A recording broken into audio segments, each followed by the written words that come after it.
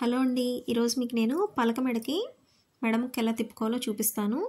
ఇప్పుడు చూడండి, straight piece తీసుకుని ఒక అంగుళం అలా మర్చేసుకోవాలండి. అలా మర్చుకున్న తర్వాత స్క్వేర్ నెక్ ఎంత ఉందో అంత కొలుచుకోండి. ఫస్ట్ కొలుచుకున్న తర్వాత 2 అంగుళాలు ఎక్స్ట్రా తీసుకోండి. ఎందుకనేది నేను చెప్తాను. 2 అంగుళాలు ఎక్స్ట్రా తీసుకున్న తర్వాత నెక్ దగ్గర నుంచి కొలుచుకోండి. ఆ కార్నర్ ఉంది చూసారా, ఆ కార్నర్ దగ్గర మార్క్ పెట్టుకుని ఒక అంగుళం మడుచుకోండి. అంగుళం అంటే ఇటరంగుళం అటరంగుళం రావాలి. తీసుకుని అలా క్రాస్గా కుట్టు వేసుకోండి చూపించినట్టుగా. ఓకేనండి.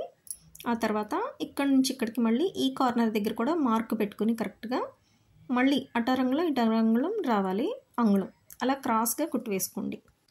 వేసుకున్న తర్వాత ఇప్పుడు చూడండి, మీకు నీట్గా వస్తుంది. ఇలాగా ఈ విధంగా పట్టీలాగా స్క్వేర్ పట్టీలా వచ్చింది కదా.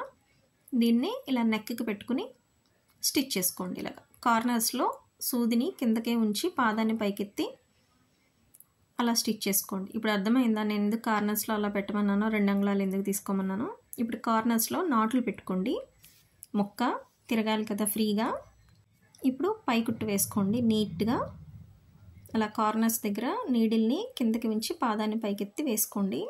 ఆ తర్వాత ముక్కని ఇలా తిప్పి చివరికి కుట్టు వేసుకోండి. మామూలుగా మిషన్ కుట్టు వేయం మనం 2x2 బ్లౌజెస్కి కానీ లైనింగ్ బ్లౌజెస్కి కానీ ఇలా వేసుకుంటే బాగుంటుందండి. మా పిన్ని గారి బ్లౌజ్కి చూసాను ఇలాగా, నేను చదువుకునేటప్పుడు ఆవిడ కుట్టించుకున్న చోట చూసారు. ఇప్పుడు చాలా నీట్గా వచ్చింది.